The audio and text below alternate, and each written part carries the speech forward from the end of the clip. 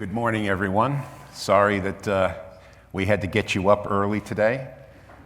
Will said everything that I was going to say, so in way of introduction, so we'll head straight into it. Let's see if I can, there we go. There we are, okay? So what we're going to do is we're going to give you these top 10 tips for ditching disengagement. And Andrea and I will go back and forth on some of these. I'll start off with the first one, which is pick your path. Okay, what do we mean by pick your path? Well, let's start with a few different ideas. First of all, you have the opportunity through your learning management system to give a Chinese menu where you can have students choose in a certain module of the course which assignment they want to do. You have 2 or 3 different opportunities. Some weeks you have to have an assignment that everybody does. But some weeks, as long as the choices you're giving the students still correspond to the course learning objectives, you can give them a choice. Okay, so here in this particular situation, we have a couple of choices here, and then we have one assignment that is everybody has to do. You also can ask the students what they would like. As you give them choices and you can survey them and ask them to give you feedback on what they'd like to see. How would they like to go about the process of achieving these course learning objectives? The one that we're using a lot at Berkeley is the blended or hybrid mode, where we're having on-site classes that only meet on-site a little bit more than half of the time. The rest of it is done online. We started to do this as we were coming out of the COVID pandemic, and we saw a complete shift in how students wanted to learn. When we first went into the COVID lockdown, you may have experienced this, students hesitated to go online. They didn't think maybe the learning experience was as good.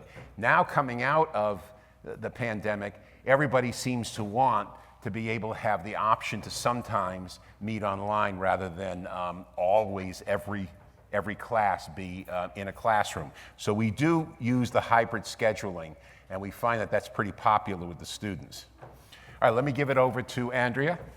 Thanks, David. Is this mic on? Can you hear me? No. No? Huh? Oh, I have to turn this middle switch. Sorry about that. Thanks, David. Hi, everyone. I'm Andrea, and I'm excited to talk about tip 2, which is less monologue, more dialogue. And is there a clicker? So this was me teaching a lesson at one point, and that's kind of snoozy to today's learners, right? No one wants to just hear the sage on the stage. So it's really important to enhance learning that we're constantly adding activities. So you talked, whatever it is that you're talking, show your slides, have your students stop, drop, and write, or stop, drop, and do, or at Berkeley, we'll stop, drop, and design. As well, after you do that, share with your classmates, or share with your classmates as a poem or a rap song or anything else. Sorry, that's my phone. Right there. And students are really liking the poems. But if you do want to talk like that, or like I am, 20 minutes is plenty, but actually 10 is zen. So then tip 3 is don't type, talk. So you have a weekly announcement. Hi, everyone, and happy week 5 to you all. I hope you're having a wonderful day and a great week 5. I won't play the whole thing, it's 3 minutes. But if you, instead of typing these announcements on Canvas and sending these emails that no one really reads, which we found out, record it. It actually is shorter to talk it than it is to type it. In terms of timing, 3 minutes max, because more than 3 gets beastly and they don't watch it. As well, for instructions, Sometimes I love to draw it in pen casts. So sketch it, draw it, anything you can to bring your instructions to life. Students will respond to that more, again, than reading a list of steps. It really helps with the different types of learners, and we have more of those different types of learners now than ever, and they seem to respond well to this. So now for tip 4, I pass it back to David. Thank you, Andrea. I've got it. Thanks. And in tip 4, let me get to that. There you go. Sync up your async courses. Well, what is it? What do we mean by that? If you're teaching online, then you're going to be asynchronous unless you have some activity going on that is going to, you got it? Well, now I can't go anywhere. Why don't you pull that thing out? we'll go with it. This is what happens when you're the first presentation of the day. There we go. Okay, so what we asked, and again, this was a creature that developed out of the pandemic. We went for a time online entirely, as you may remember during the lockdown, okay? So what we decided to do was we'd ask faculty to at least hold some kind of synchronous opportunity for interaction between student and faculty, and that usually, we use Zoom. It's usually going to be a Zoom session. Now, we're not asking for faculty to go 3 hours like we would in an evening class. Usually 30 to 60 minutes is as far as you want, because there's not going to be much of an attention span online after that. But that is a way to provide an opportunity for students to interact with a faculty member. Now, I will say, and this is because we are not an attendance-taking institution, we don't require attendance at the Zoom sessions. And faculty sometimes will get a little bit intimidated by the fact that either nobody is showing up for the Zoom session or very few people are showing up. So we record it, archive it on the course, and then students can refer to it at their leisure. Okay, we can, this is an idea that comes out of one of Andrea's courses, where we divide the class into sections, and we link up, in this case, a historical view that matches the fashion that was of the time.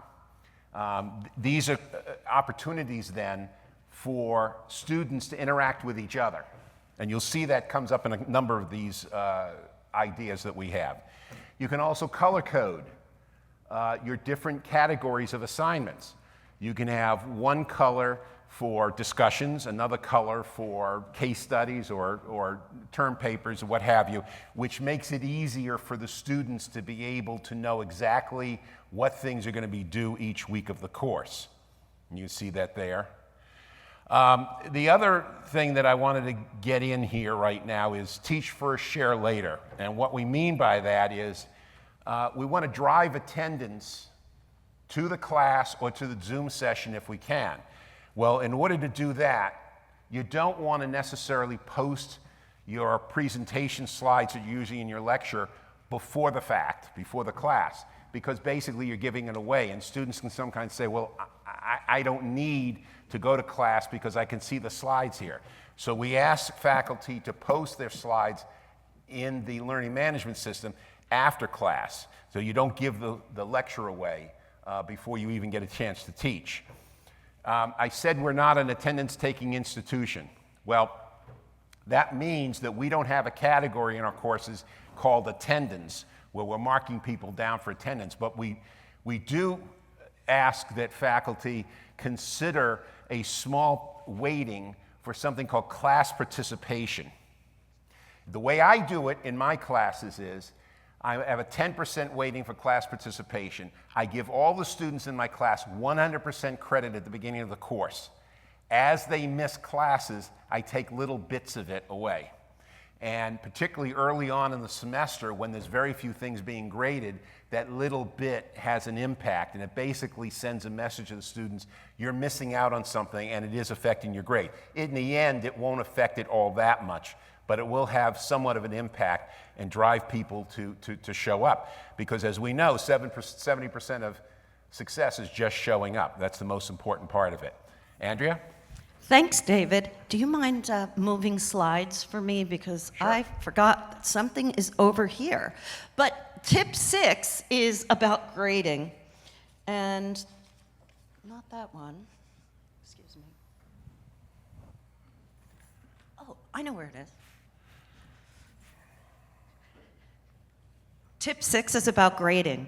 So, you know, when I got my master's in education for sustainability, I was told on the very first day, grading is institutionalized violence. And I was like, whoa, wow, kind of, yeah.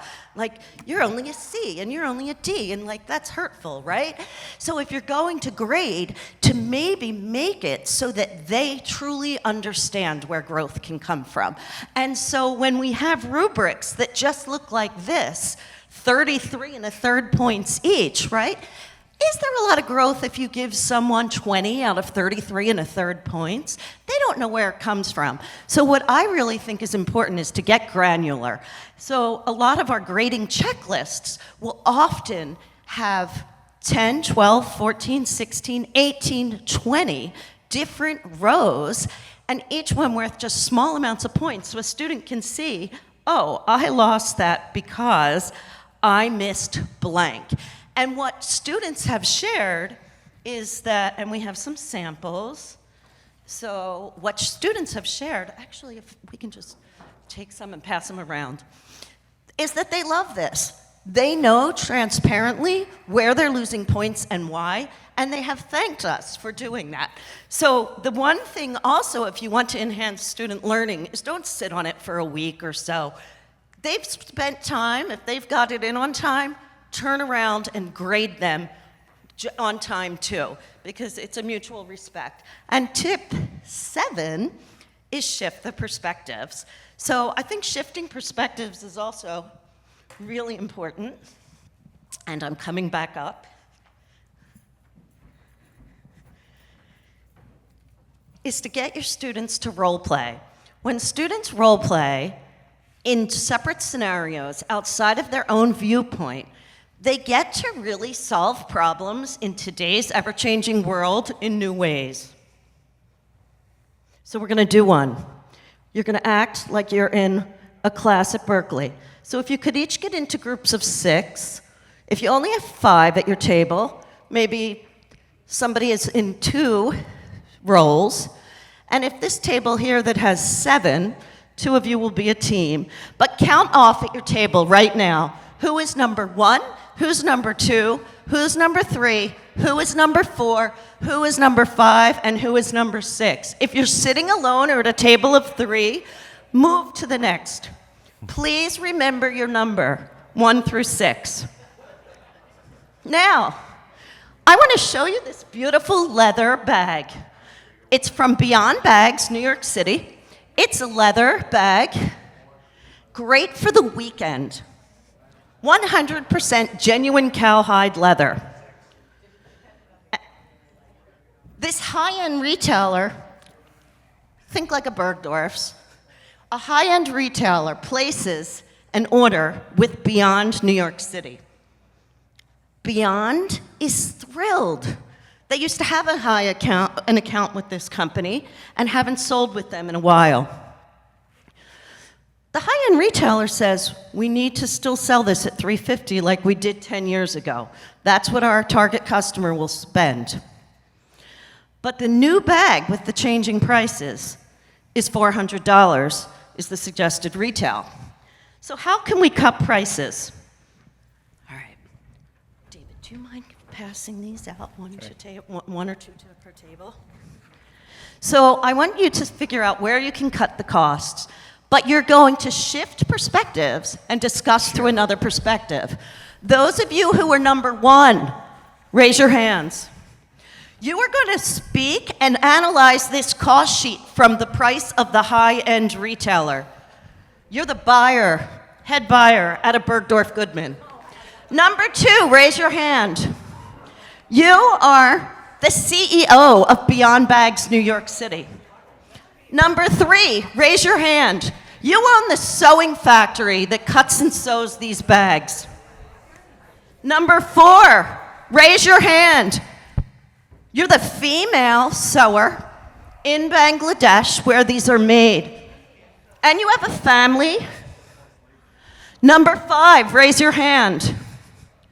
You are the leather factory owner that supplies the leather to the sewing factory, this 10-ounce genuine cowhide mineral tanned leather. Number 6, raise your hands. Only one, we need one at each table. You are the cow. Now, through those shifted perspectives, through those lenses, could you please, you have 5 minutes, figure out where to cut the $50, and you can cut it in more than one spot, and go. Okay, everyone. Now, in class, this would take about 15, 20 minutes. However, we're going to stop and listen to some of the solutions of where you think costs can be cut. Okay, so what's your name? Michael. All right, Michael, let's hear what Group 1 thought. So we think at the end of the day, the actual cost for the bag itself are not unreasonable. It's the difference between the cost and the wholesale to retail pricing. So wouldn't we try to negotiate with the retailer we'll lower our price from 200 to 175, let's say, and then they have to eat the other 25 and still get them to 400. Who's the retailer here? 350 rather. Bergdorf, right? Or else? Yeah, so who from this table? How are you going to pay your overhead and your sales staff and your beautiful bags and your rent on 5th Avenue and 57th Street if you now have less of a markup? I don't know. We didn't get that far. But that's a good solution. Every solution sometimes creates another problem, right? What about table 2? Any thoughts? Oh, wait. Randy. Hi there. I am in Bangladesh. What was my name again? Fatima? Or that was a cow's name? So we thought that we would expand the offerings to our clients by skipping the natural grain co-hide chrome tanned color option and just leave it in its natural state, whatever that state is. So now they have additional options for what bag color to purchase, Okay. saving $40. But you still want to be paid, Madam Sewer, right? Yes. No, this is the leather, but perhaps offering it in less colors. Any other ideas over here? Anyone want to share something they've thought that where you could reduce costs? Yes. I felt a change in material would be best suited to go to sew a synthetic product.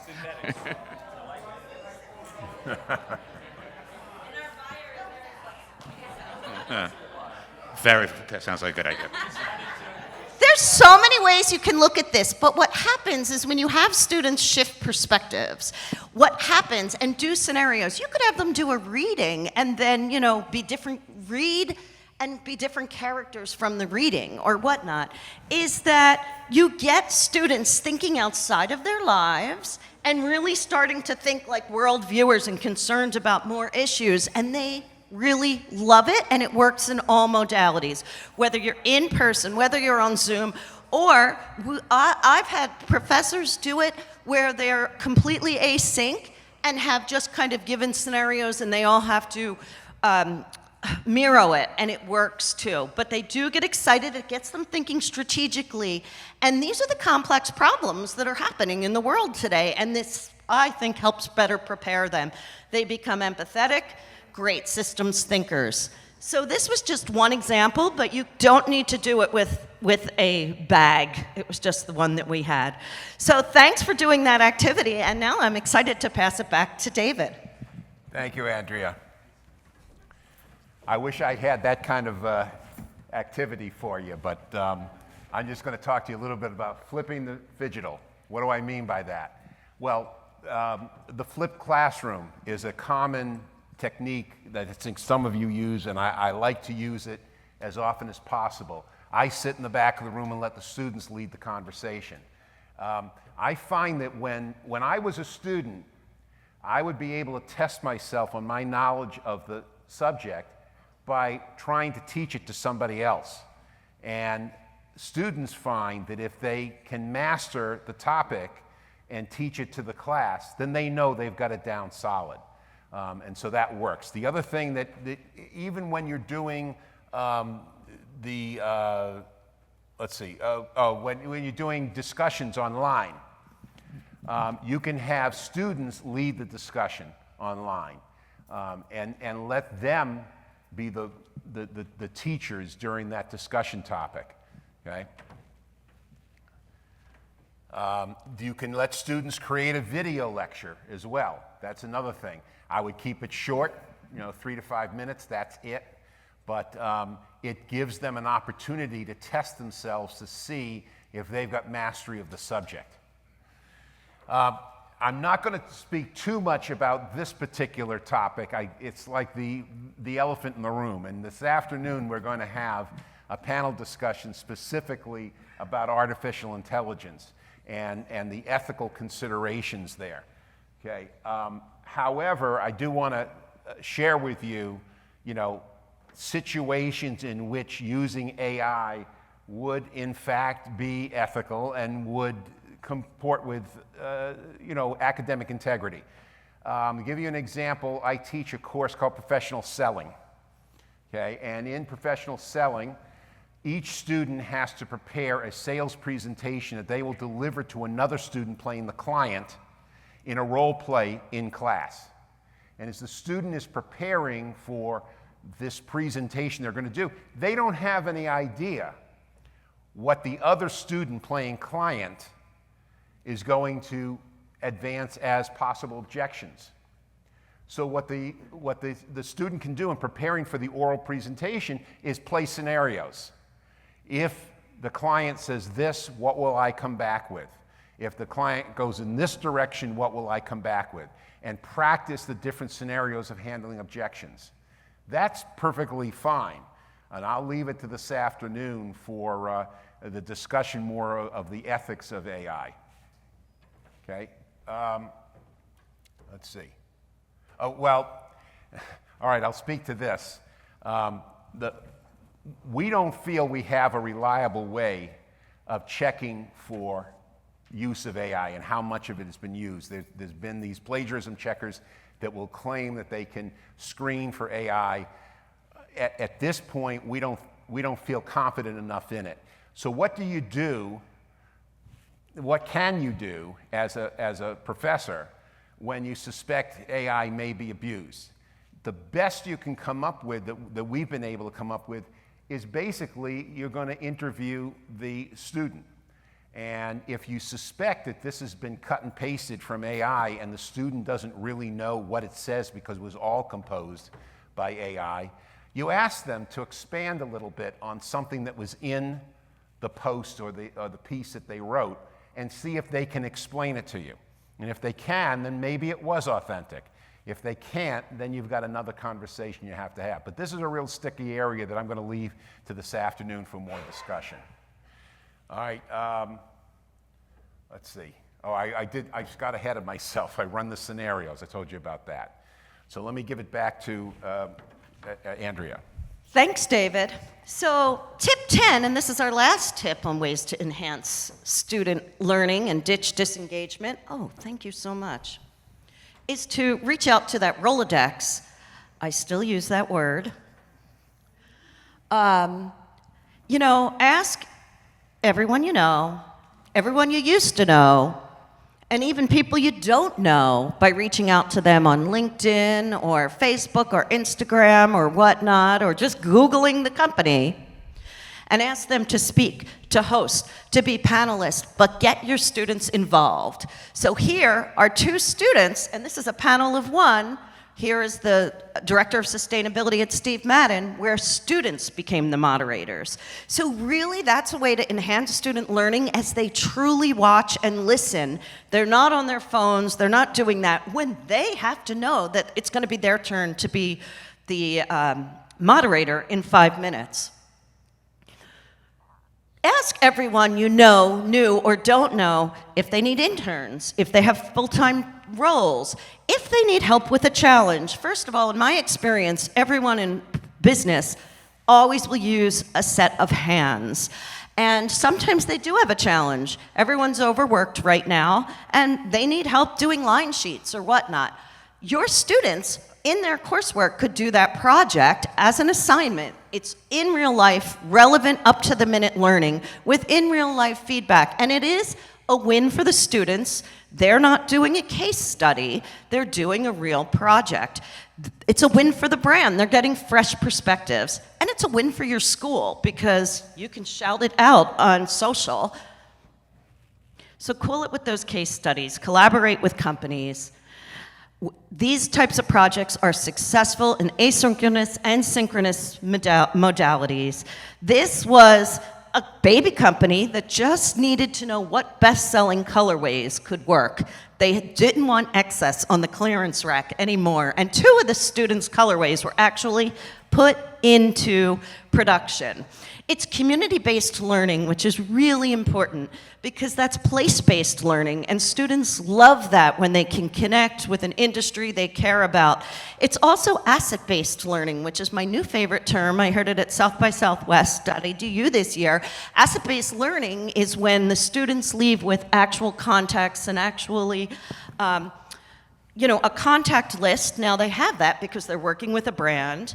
As well, samples, if they don't have to sign an NDA, that they can show in their portfolio of what they've done for brands. So it really is more than just project-based learning. And it is sometimes, some professors tell me, I don't really know anyone except for one person. And I'm like, can't you just email them, LinkedIn them? I'll do it for you and put you in touch. And they're like, but that's not easy. So what time is it, David? 9:05. 9:05. So we do have a few minutes before. So David and I had an idea to think about how you should respond when members at the college in your faculty say, it's not easy, this is hard, I can't do it. And so with that, David and I thought, yeah, we've all said sometimes that it's not easy. So if you could all stand up, please. And something that is easy is just crossing your arms. Do you want to lead it? Okay, everyone, cross your arms. Okay. Take a look at what arm is on top. Kind of wiggle it so you remember. And now uncross your arms. Now let's wiggle. And cross your arms. And look at what arm is on top. Same one, I heard that. Who said same one? Who didn't say it but has the same one? Pretty much everybody. Now, wiggle. And cross your arms, making sure you put the other arm on top. Okay, say that out loud, Michael. Didn't happen, but you did it. Okay, think about it really hard. You were laughing. Huh? It was funny to do? Feels funny. Any other thoughts? Awkward. Anything else? Strange. But you all did it. So that's what we like to tell our faculty members, and I think that it's a great way to make people think, yes, it's not easy, it's awkward, it feels funny, but we can do things in a different way. And when trying to drive enhancement and ditching disengagement in student learning, we cannot do the same thing. The world is changing, the industry is changing, and our teaching has to change. And so it is hard, it is awkward, but we can do it. And with that, those are your top 10 tips to enhance student learning. We left kind of a cheat sheet on the front table here. I don't know that we have enough copies, but if you want to see the quick list of our 10 tips. Help yourself. And we have a few minutes. Do we have a few minutes? If anyone has any questions or thoughts they want to share in terms of what you think is a great top 10 practice that maybe we don't know. Or questions for David or for me? None? Oh, here is one. Hi. Quick question. Regarding the non-attendance taking, how do you handle courses in which your students are expected to do presentations and then they don't show up the day of the presentation? Well, that's Good question. That's a different situation. Certainly, in any class session in which they have been slated to do a presentation in that particular session, then they are required to be there. So they're either going to contact the professor in advance to reschedule it, or they're going to receive a failing grade for the presentation. Yeah, in that situation, they have to be there. And that's in the MBA, right? In undergrad and School of Business, we do give a percentage, and it's hefty. It's high stakes for participation, professionalism, and punctuality. And how I explain it to students is, you're right, we're not taking, because students will ask, we were told you don't take admissions. Yes, it's not going to show up on your transcript, but we expect you to be here, because otherwise, how can you learn if you're not in the room? So in all honesty, it can be a challenge, but they seem to respond to that portion of the grade. We must have covered the material so well, no questions.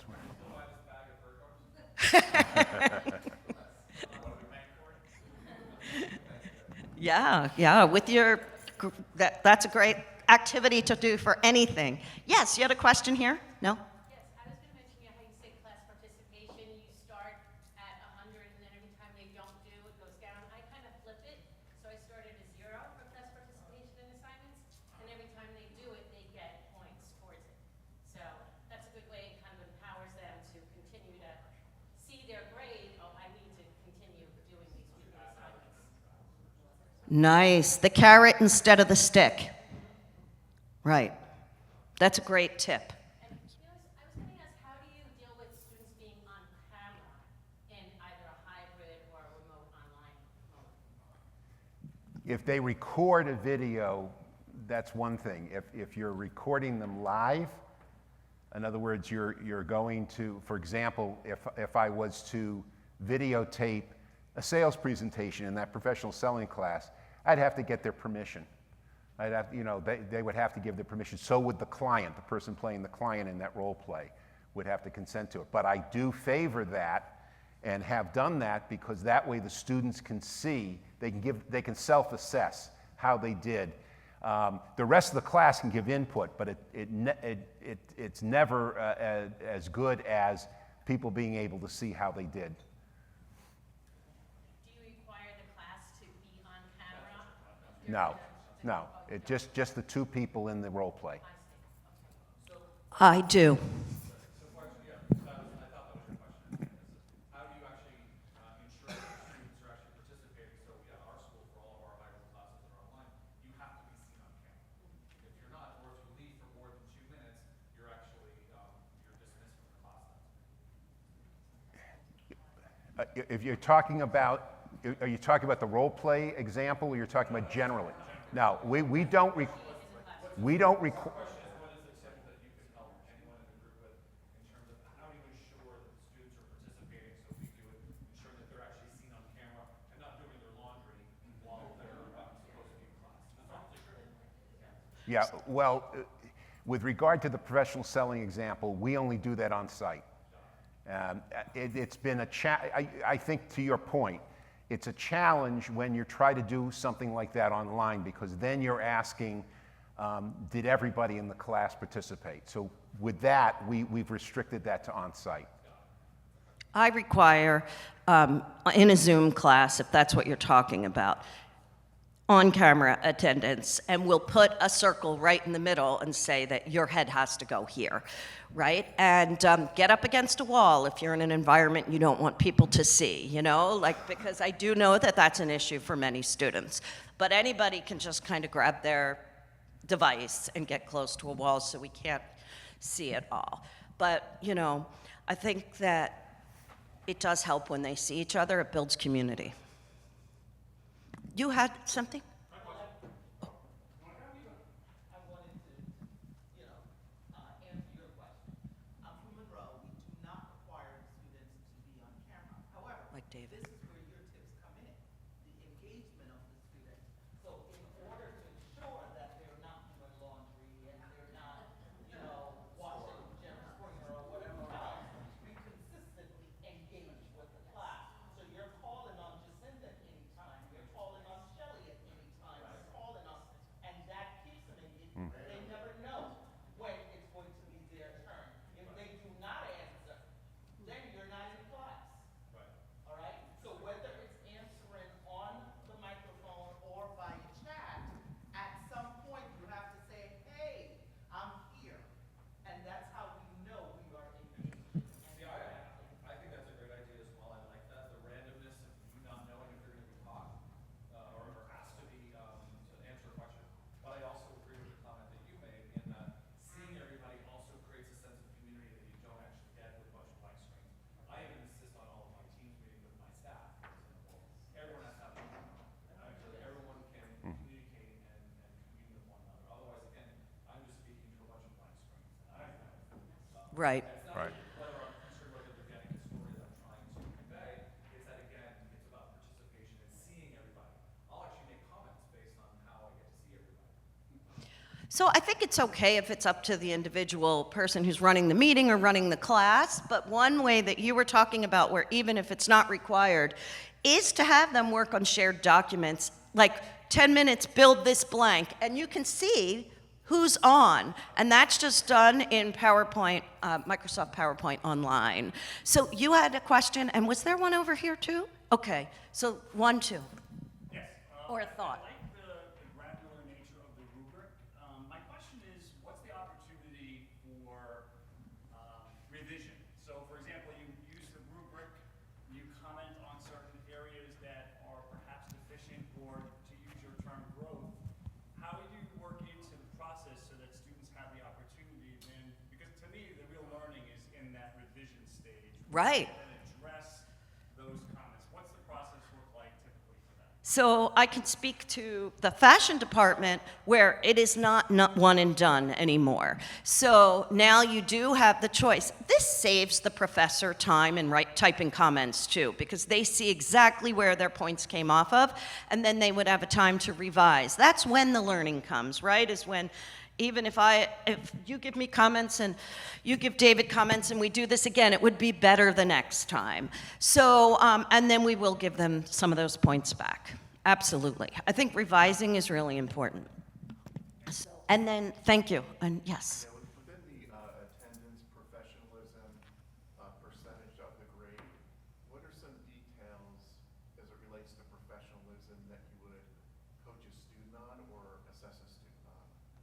So we're constantly coaching students on that because that's part of career readiness, but it's any verbal communications. If they are running late, then, dear blank, not just like, hey, still on Subway. We want them to get used to treating whoever they're emailing to as they would in their jobs. So making sure that we are looped in if they are running a tad late, or if they do have to leave a touch early for an interview or for an appointment of some sort. So that's that, as well as just professionalism in a course. And while you're there, being respectful, being a group community member, et cetera. So all of that. Not walking in and out,